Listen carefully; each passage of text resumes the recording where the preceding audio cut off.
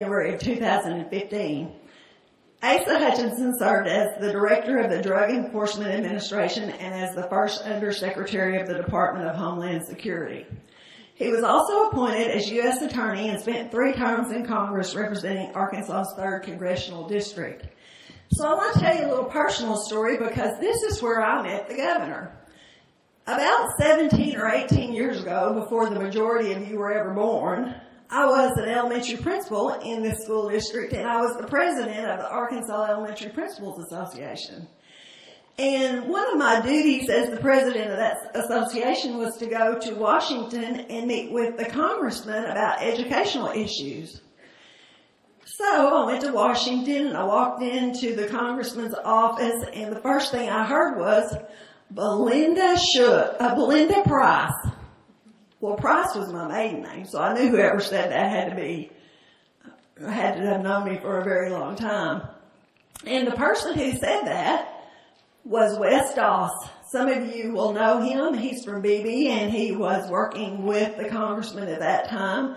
And I just thought it was funny that a person who graduated 1 year before me at Beebe High School was working in Washington, D.C., and that was the first person I ran into when I walked into the office. So that's how I met the governor. I was visiting him when he was a congressman.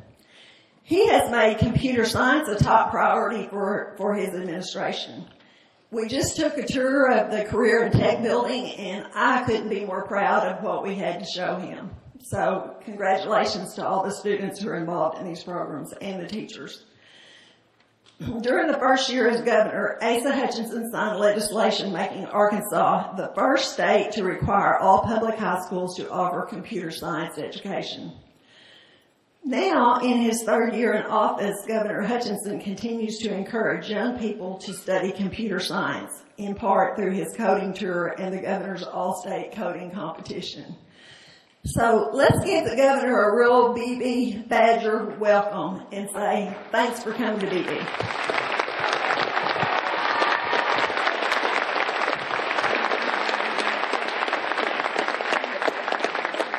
Thank you, Dr. Shook, for your leadership, for the tour today.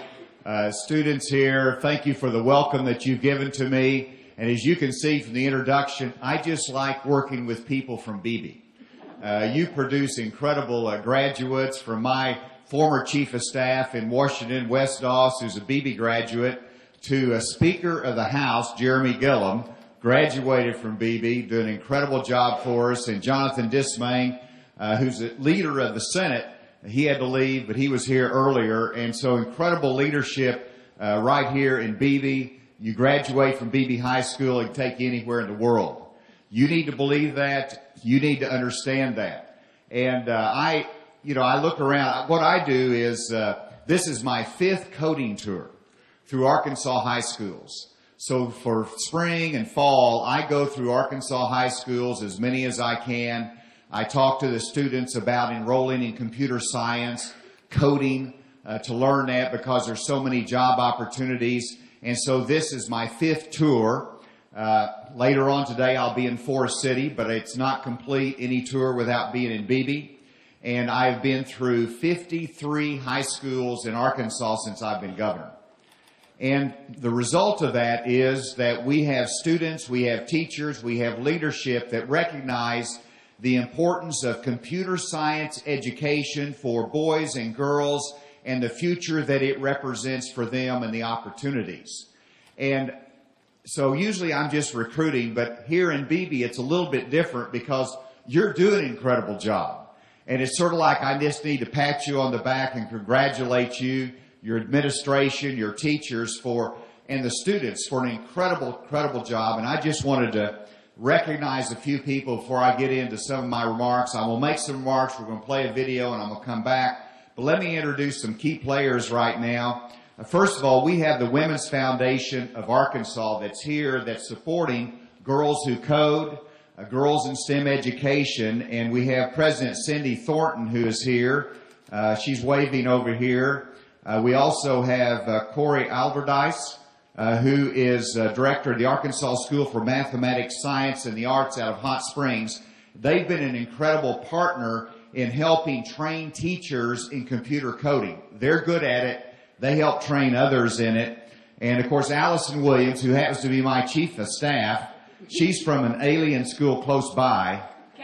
Cabot. She said that with pride. But anyway, she's my chief of staff now, but also on the board.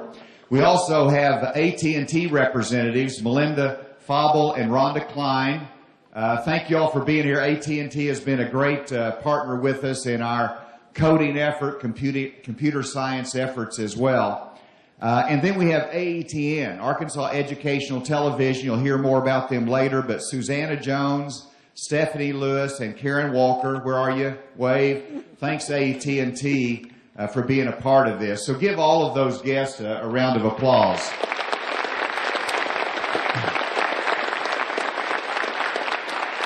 And Annabeth Gorman is here as well, that I'll introduce a little bit later because she'll make some remarks. But now let me come back to Beebe for a second. And you all have done an incredible job. I understand there's 300 students in grades 7 through 12 taking computer coding this year. That is amazing, and that is incredible. Your computer science teacher, Teresa Smith, is she here? And computer science advanced CS networking, Nathan Stigler, who showed us around. Thank you for your leadership and work here. I've actually had, now you're senior high here, but I understand we've got a couple junior high folks here. And teacher Tate Rector, who came to the governor's office because he was an assistant football coach, and he got recruited to do computer science. And he had two students, Mason Covington and Tyler Duke. And these two students used their skills and built a heat sensing device that will help in an automobile alert you whenever there's a child in the back seat that might be overheated in the car, risk of life. And that resulted in a patent, resulted in $50,000 prize from Samsung to Beebe school system. And so, Tate Rector, if you're here, and Mason and Tyler, stand up, please. There they are, right over here. Great job. Proud of you setting the example. And so, you all are doing an incredible job here. Now let me come back though to sort of my message and tell you a little bit about myself. I grew up in a small town called Gravette, Arkansas, population of 1,000. This was a long time ago. I grew up in a farm 3.5 miles out in the country, half mile down a dirt road. My parents were poultry and cattle farmers, had a high school education, never went to college, and yet they understood the importance of education and instilled into me, the youngest of 6 children, you need to go to college. And they didn't know how to get there, how the path is. They just encouraged me. And that encouragement in education led me into college and led me into law school. And I got my degree, and I went out and practiced law, and one thing led to another in my life, ups and downs, but I wound up getting elected to the United States Congress. And in Congress, I was there for my 3rd term. President George W. Bush asked me to leave Congress and go join his administration, which I did. I was head of the U.S. Drug Enforcement Administration, and then the 9/11 attack occurred. And whenever the 9/11 attack occurred, bringing down the Twin Towers, I was asked to help set up the new Department of Homeland Security. And I tell you that, and you got to recognize a lot of ups and downs in all of that. It's not just a pure path success story. That's not what life is about. But you took somebody who was on the farm, went and got an education, and was really a lawyer that didn't know much about technology, because that wasn't my arena of the world. But then I was thrust into this responsibility to protect our nation from a terrorist attack. And I'll tell this quick story that one of my responsibilities from time to time was to be with the President of the United States when you're getting briefed by the CIA on the latest terrorist threat. And it's in the Situation Room in the White House, which is in the West Wing in a secure environment. And you get briefed by the CIA, and the President is there, the National Security Advisor, Homeland Security, and I'm sitting to the right of the President. And after the president hears the briefing on the latest threat, he turns to me and he said, Asa, you heard about that. What are we doing about it? That's when you just swallow real deeply and you want to look to the person next to you and say, John, you heard the president. What are we doing about that? But I couldn't do that. That was my responsibility. And when you have responsibilities like that, you better have a good strategy. And our strategy was to use technology.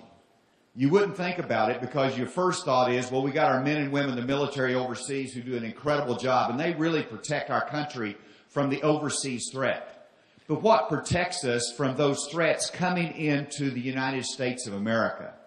You know what it is? It is simply technology. It is some techie who got a degree in computer science who said we ought to analyze information on people and containers and shipments coming to the United States, analyze the data, and we can use analytics in our skills in writing programs to target individuals who pose a risk. We can identify through information risks to the United States of America. And so that's what techies did to help protect the United States of America. And so I saw that and observed that, and I led that effort just from a high level. And so whenever I left government, I said, wow, technology is so critical to us. I came back and ran for governor of Arkansas. And guess what happened? I lost. But that's all right. I lost from somebody from White County. And 8 years later, I got elected governor. And during that time, I worked in technology companies. And so I ran for governor. And it came back to me again because my granddaughter, whose name is Ella Beth, she was 11 years old at the time. Ella Beth worked on a summer project with her dad. And that summer project was to learn a little bit of coding online. She learned enough so that she built a mobile app for my campaign that you can contribute online, you can volunteer online. And I said, wow, an 11-year-old girl can do this? Just by something she learned on the summer? I said, everybody in high school ought to be exposed to this. And so I campaigned on it, and whenever I got elected, we did it, which we became the first state in the United States to mandate that every high school in Arkansas would offer computer science education to the students. First school in the country to do this. We put $5 million behind it to retrain teachers. You know what we didn't do was to mandate that every student take it. And as we were coming in here, your superintendent was talking about how many choices you have in education. And that's what's great about this school system. You've got so many choices. I saw in there where the Career Tech Center, whether you go in the medical field, you can work in manufacturing systems. You can work in the STEM education. You've got choices. I want to encourage you to maximize your opportunities in computer science education because there's going to be 1 million unfilled jobs over the next 4 years across the country in computer science fields, and they're good paying jobs. It's the second highest paying field with $60,000 a year starting salary with a degree in computer science. Now you can be like Bill Gates and skip college if you want and just go out and start your business and know coding and learn the skills. You can have a lot of different paths if you understand the skills and learn that. And you might say, well, I want to go into philosophy. I want to go into some other field. I want to be a farmer. I want to be in the medical field. I don't really need that. Let me tell you, every field that you go into, if you want to be a farmer, it is the computer software that will help regulate how much water goes to your plants. That's an industry. It helps improve farming. If you're in the medical field, it is the analytics of patient data that gives us the cures and the right treatments for the future. It's a part of the medical field. No matter what profession you go into, it is an addition, it is an opportunity. And I want to play for you, break this up a little bit, and I want to play a video that is important to understand when you see this video, that this is produced in Arkansas. This video covers all Arkansas companies. Every company you see is an Arkansas company. And every person that is interviewed is an Arkansan. So it's all Arkansas, and it talks about the opportunities in computer science and coding for your future. So with that, we can dim the lights. We'll play this video, then I'll come back.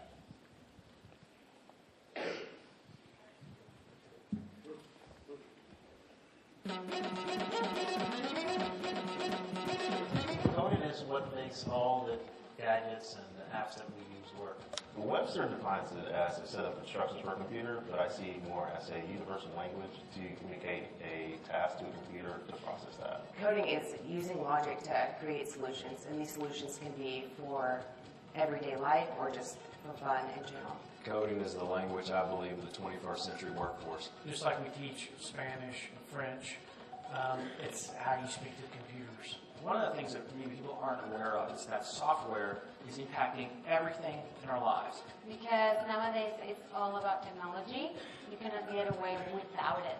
At some point, that's going to break. And so you'll always know that there's going to be problems to solve, and there's always going to be something new coming down the pipe. People hear that I'm a computer programmer, their eyes either light up or they feel intimidated. And at the end of the day, it's really just like mathematics, just a few additions, multiplications, and subtractions.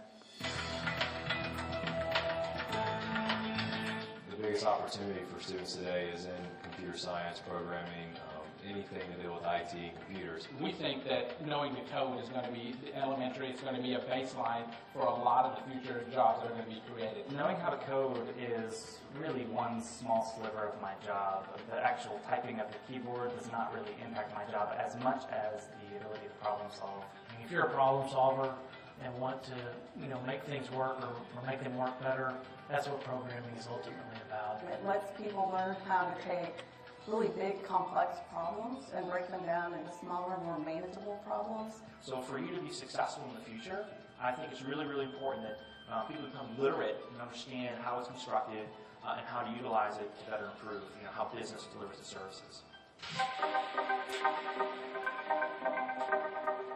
What's cool about coding jobs is people from every background can come together and share their ideas, and they're important. There's a lot of camaraderie, so you're usually working with a couple people to bring something to life. And then the great thing about that is that when you do bring it to life, it actually gets put into production. My job allows me to work from home whenever I want. I can work from any city I want, really, as long as I've told people where I'm going to be. We've got people who enjoy coming to the office every day, and that's what they choose. We have some people who I'm not even sure where they are. They've gone on walkabout or nomadic, and every time I hear about where this person's at, they're in a different city, and they're able to do their job from Matova literally from anywhere. No one ever told me that would be a possibility when I was younger, but now I get to travel and work wherever I want. I think that there's something about the work environment in a software company that's different than maybe the rest of the corporate world. We have to compete with the Facebooks and the Googles and the Amazons for talent. Part of the culture of programming is the fun. Our work culture here at J.B. Hunt is a lot of fun, which is something that people may not expect in a large company. We have an open environment that encourages collaboration amongst our teams. We have outdoor picnic tables. We play ping pong whenever there's high-stress moments, which kind of brings the level down. If you're in a coding job, that is one of the first places that I know of that you can dress as casually as you like. We have a real casual environment. You can see no one's in a suit and tie here, so just kind of come as you are. Every now and then we'll have some Nerf wars in the office to blow off some steam. And it's the cookouts and the burgers and the hot dogs and the things that we try to do on a weekly, if not daily basis that makes it fun to come to work. It's not even like work. You're just coming out to hang out with your friends. Coding is really for everybody, and there's not a demographic that it is specific to. It's for anyone who wants to have ideas to make things better. Innovation comes in different ways. And I think different perspectives, different point of views are only going to help with innovation. When you give students the opportunity to learn in this hands-on IT high-tech environment, it appeals to all students. When I graduated from the University of Arkansas, there were very few women in my field. And now I think that has definitely changed. And I think it's because technology spans so much more than people realize. I would encourage girls to learn how to code because nowadays it's very important to break a lot of barriers that there are up in this world. Do not be afraid of the industry itself. It's a very exciting, fast-moving industry and with a lot of potential. I would study in the computer science, IT field because 1, opportunities, 2, opportunities, and 3, opportunities. We are actually creating the future. We are working with technologies and talking to clients who are building things that don't even exist today, that the general public does not even know are even coming. I think any time a young person can take a coding class, they definitely should. Just knowing what it takes to make something happen in this world of technology is essential. If you have the ability, the offering to take any of the computer science courses, it just gives you that one extra, leg up on so many people that aren't offered those classes in other states. I mean, I would tell them just to explore the options that are out there. Do research on companies that you've heard of before. If they have a creative mind, if they're a techie, if they like technology, there's no reason not to just try it. There's over 360,000 jobs available today, and that's expected to be over 1 million in the next couple of years and 2 million by 2020. So if you have these skills, there is a job opportunity for you. With all the growth in the state of Arkansas, there's a lot of job opportunities right here in your home state. So what we're doing is creating intrigue and excitement around coding, and those are the people that we want to hire. We want people that enjoy the work that they do. Once you learn how to code, and it's not simply for that specific language, once you start learning, it really is something that you just want to go ahead and learn more and learn as many as you can. It's kind of like a Pokemon. Once you get one, you got to catch them all.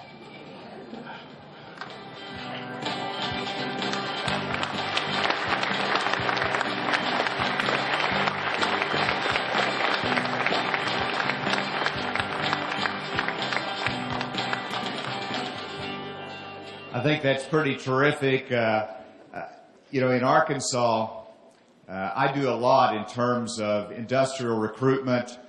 We've created over 60,000 jobs since I've been governor. We got a real balanced economy in our state, but it is so important that we build jobs in technology. And one commitment I want to make to you students, that if you get a technology degree and ability to code, I guarantee you're going to get a job when you get out. There's going to be those opportunities. Whenever I first became governor, I was real excited because we have our computer science initiative, and Wired magazine called me and said, Arkansas is leading the country in computer science education. And I said, wow, that's nice. And so I decided to brag on Arkansas a little bit, and I went out to Silicon Valley in California. That's that strip of land between San Francisco and San Jose with all the tech giants there, from Google to Microsoft to LinkedIn to Facebook, all of them there. And I went knocking on their doors and meeting with the CEOs and telling them all that we've got going in Arkansas. And their eyes got real big and they started drooling a little bit because they just envisioned all of our great talent going out there and working for those companies. And I was trying to get them to come here. And so I said, this is not going to work very well. So I left and came back here, and I said, we're going to have a better model. We're going to bring technology companies to Arkansas and be a micro hub of technology right here in this state. And that's what you see here. Matova is an Arkansas company. Started here in this area of Conway, northwest Arkansas. They hired computer software engineers and coders. Whenever you look at Apogee, a new company in Little Rock, creating jobs. Whenever you look at Elixir, that is featured on there, they're from a Massachusetts company that came to Arkansas because of our talent and our incredible quality of life. We also have our traditional companies. You know Walmart? Walmart is a technology company. J.B. Hunt Trucking is a technology company, logistics. Dillard's, a technology company. Every company you look at in Arkansas is technology-based these days, and they're hiring coders and technologists. So the jobs are there. Now, y'all are doing a terrific job, but I hope that all of you will respond and say, we want to take more coding classes right here, and we want more teachers trained. If you're a teacher and you get certified in computer science, we've got a $2,000 stipend that's available for you for entering that field. We also want to encourage girls in coding, and that's what the Women's Foundation has done a great job in promoting, but they're also helping us out by a contest for a PSA, a public service campaign. And Annabeth Gorman, who's the executive director of the Women's Foundation, is going to come and tell about it a little bit. But I'll first introduce it by saying they're going to partner with AETN and AT&T for a competition among our schools that you can enter that comes up with an idea for a public service announcement that will be produced for the winter. So that's a little bit of a teaser for it. Please welcome Annabeth Gorman to tell you more about it. Thank you, Governor. I'm excited to be here today, and again, we are really excited that we're kicking off our campaign and our competition today here at Beebe High School. So we're excited, and we've got several people that are in attendance today, including board members, AT&T, AETN, which is Arkansas Educational Television Network, and also the Department of Education. And I want to say a shout out to Anthony Owen, because Anthony is a friend of mine, and we got to go to Google Cambridge in April, and they were talking about how Arkansas is leading the country in computer science. And that's incredible that our state is forward thinking about how we can bring jobs to our state for you students in a very short amount of time. And as you're talking about all that we're doing in Arkansas to achieve that, how are we ensuring that it's representative of the entire population, meaning that girls and minority students are also taking these opportunities? So a couple things that are kind of interesting to me is that, and I love the video that we just showed, because I saw one of the Girls of Promise coding summits. So we, as a foundation, we work to promote and foster programs and activities that expand and strengthen the role of women and girls in Arkansas. We're the only statewide foundation that focuses solely on improving academic, economic, and social well-being for girls and women. To fulfill this mission, we serve as a grant maker, a convener, and a resource on the status of girls and women. It's our belief that improving the lives of girls not only advances gender equity, but improves the health and wealth of families, communities, and the state as a whole. To strengthen women's economic empowerment, we utilize what we call Girls of Promise, an initiative which encourages and elevates girls' interest in pursuing education and careers in STEM fields.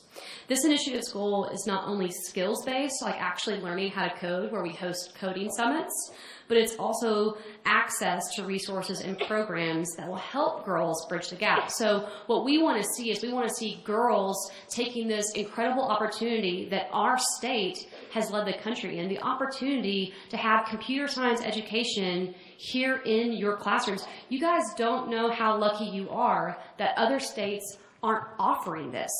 It is mandatory now in our high schools, and we want to see all students, girls, and minorities take those opportunities. It really struck me earlier when we were looking at the classes and all the things that are happening here on your campus. I only saw one girl in that class. Here guys tell you guys that women, girls, make up just a little bit more than half of our population. And so if we want to get these companies to come to Arkansas, we really need to see our classes reflective of our entire population. So companies really see Arkansas as a great place to be. Matova, one of the companies that were on here, so I actually got to go to Matova a couple months ago and met there, and I walked in, and it was like 8:30 in the morning, kind of like the start of your school day, and I had a meeting, so I was dressed for my meeting, and I was expecting to, to be welcomed. Well, there was nobody there. Like, the lights were off, it was quiet, and I was like, hello, I'm here for a meeting, and I'm looking at the floor, and it's like littered with stuff, and I'm like, what is that? It was Nerf bullets, like all over the floor. And I was like, what has happened here? And so when they talk about they had a Nerf war, like legitimately there were Nerf bullets all over the floor. And there was not a soul in that office at 8:30 in the morning except for their president. And he and I met and we were talking about opportunities. And he's like, yeah, people come and they go, and clearly, we're messy around here. And I'm like, oh my gosh, like, I missed the boat on a job like this, like that is awesome. And that is an opportunity that students have in our state. There are jobs right now here waiting for you guys. So it's really incredible that you have this opportunity and you need to take it. We're committed, our organization, to gender parity and thus a more robust workforce. And we're committed to being at the forefront of our state, which under the governor's efforts is really leading the nation in advancing computer science education and ensuring that girls and minorities don't get left behind. We believe that our initiative is a valuable tool in starting conversations about pursuing higher education. A lot of you guys probably don't know this, but education's a problem in our state. Only 20% of women have a college degree, and I think only about 26% of men have a college degree. So we really need to encourage everybody to go to that next step after high school. In December of 2015, we began to expand the work that we do by introducing coding summits. We offer coding summits twice a year to girls. We offer one in the summer and one in December. So we do that. But then this last year, we expanded our efforts around computer science education and coding to where we host a Tech for Good. So we ask girls to develop an app, either an app for your phone or a website that solves a problem. It was really cool to hear about the problem that you guys solved with the child seat. So we're asking girls to do that as well, but using coding as a way to solve that problem. And this year, today, we are so excited about the latest addition to our larger portfolio. So, in collaboration with Arkansas Education Television Network, AETN, Arkansas Department of Education, and funding by AT&T, we are going to have a Computer Science for All public service campaign. Students across Arkansas 6th through 12th grade are invited to pitch their ideas to our panel of judges. We want to hear from you. We want to hear your idea on how to encourage your peers, so your fellow students, girl and minority students, to take these classes. You know, an adult behind, me, I don't know what to do. I don't know what to say. I need your help. We need your help. The state of Arkansas is relying on students to tell us what's it going to take to get more students interested in computer science. It's offered in all high schools. Still, it's necessary to ensure that female minority students are enrolling. As a strategy to promote girls and minorities, we want to see your ideas. And the winning idea, we are going to turn that, with the help of AETN, into an actual PSA, so a commercial. And we're going to show that in movie theaters across Arkansas over winter break and hopefully spring break next year. So we need your help. So today we're announcing this. You have until September 22nd to send in your ideas, and there's more information on our website, and we're distributing material about it. But a couple other things I want to say is that your team, so teams need to be a minimum of 2 people. Half of your team needs to be made up of girls. So you don't necessarily have to be in a computer science class to have a team, but we want to see teams really reflective of the people that we're trying to serve. So brainstorm your idea, pitch it, use technology to come up with your idea. So send us your little, 30-second idea of what a commercial might look like. So then you can, in turn, work with AETN on turning that into really a real commercial that's going to be seen across the state, much like the video that you guys saw, but we want your ideas. So again, who's eligible? It's students grades 6 through 12 to participate in this competition. And you can have 2 pitch submissions per team, and you've got about a month to get it in so we can kind of get it worked on. And we're going to kind of unveil it in December. But this is an exciting opportunity. There are going to be prizes for the winning team. Really, we know that we can transform our state, the future workforce of our state, but we're going to need your help to do it. The governor is doing his part. Our state is doing their part. Jobs are coming here. But it's going to be on you guys because you are the future of our workforce. And we need you to pave the way. So thank you for having us here today. Again, I know that your teachers are going to be getting our flyer of our information. It's going to be on our website. It's on the Department of Education's website. It's on AETN's website. It's on the Girls of Promise website, girlsofpromise.org. That's the website that houses the application. So please go there today. And I'm really excited about the future of Arkansas, especially when I come to a campus like Beebe and I hear about what students are already doing. And what I hope is that you all see the value in including more people, because the more people we have around a table, the more ideas that we're going to develop, we're going to come up with, and the greater our state will be. So thank you guys, and I'm excited to see what your ideas are going to be.